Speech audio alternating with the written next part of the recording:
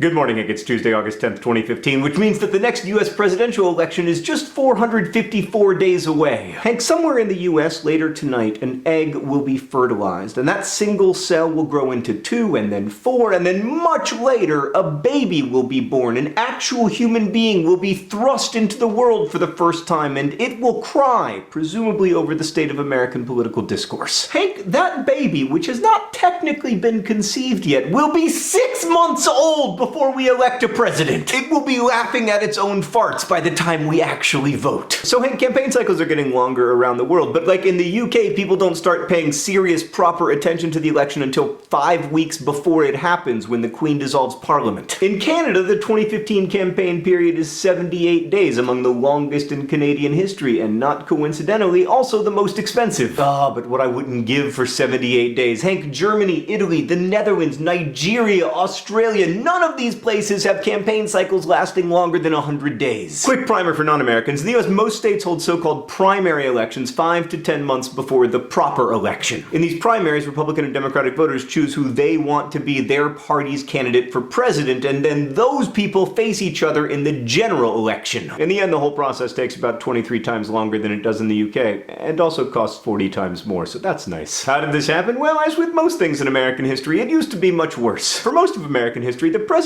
wasn't really elected democratically. For one thing, most people couldn't vote, because most people were either women or not white. But even most white males had no say in their party's presidential candidates, because those candidates were chosen either by Congress or by powerful members of the party. But then more people could vote, and primaries started to gain traction, and in January of 1960, John F. Kennedy made history by declaring his candidacy very early, almost a full year before the election. And there's no way Kennedy could have become president under the old system. He was too, how do I put this delicately, Catholic. But actual voters liked him more than the Democratic Party establishment did, so he became the nominee and eventually the president. And that's the argument for a long campaign cycle. It allows underdogs to build momentum, and in doing so makes the whole process more democratic. But the length of presidential campaigns has doubled since Kennedy, and costs have skyrocketed, and I struggle to see what we get for all that time and money. There aren't a lot of serious policy discussions at this point. Actual clowns are being treated as serious contenders for the presidency, and instead of focusing on governing, people have to focus entirely on campaigning. I mean, we're in the middle of a 22-month, multi-billion-dollar presidential campaign, but we haven't had a long-term bill to fund highways in 4 years. So yeah, I'm not paying attention to the so-called presidential campaign at the moment. Now, I'm not criticizing those who do choose to care about the US presidential campaign now. There's lots of great organizing and activism going on around the candidates, but my focus is elsewhere at the moment. It's on my kids and this great book that I just read, and the elections in Haiti 2 days ago that finally occurred after 3 years of delays. Here's my pledge. I will begin caring about the US presidential election 100 days before the May 3rd primary here in Indiana. So if on January 23rd, 2016, Donald Trump is still a candidate for president of the United States, I will think about Donald Trump for the first time in my life. And I will seek to understand his strengths and weaknesses as a presidential candidate. Until then, I will remain blissfully ignorant. Hank,